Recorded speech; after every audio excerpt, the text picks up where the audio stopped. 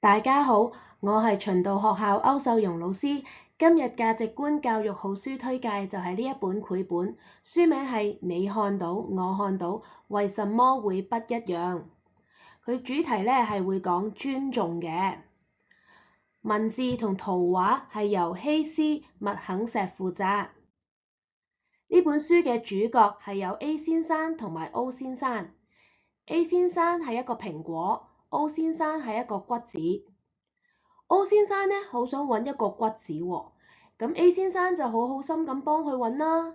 咁 A 先生揾到橘子啦，但係 O 先生堅持話唔係啊，唔係橘子嚟㗎。O 先生同埋 A 先生呢兩個人睇嘅事物角度唔同，所以就鬧起交上嚟啦。因為佢哋大家都堅持己見。O 先生睇到嘅係大方向，佢睇到嘅係一張台，但係 A 先生睇嘅呢就係細節喎。呢張台未由橘子組成㗎咯，所以其實兩個都唔算錯㗎喎。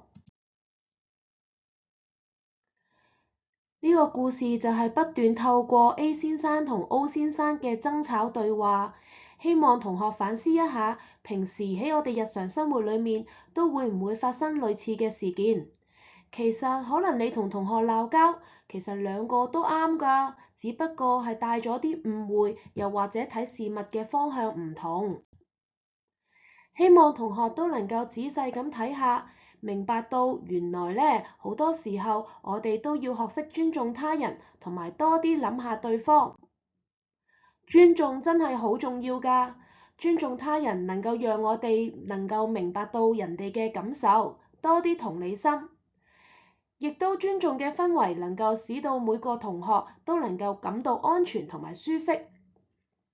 我哋生活喺一個團隊裡面，尊重就係合作嘅基石啦。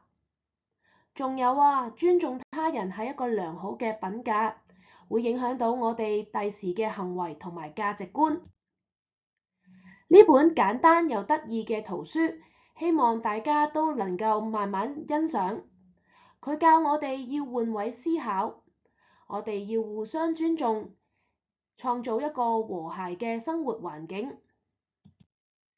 希望大家快啲去借閱呢本又有趣又幽默又富有意義嘅圖書啦！今日嘅分享到呢度，拜拜。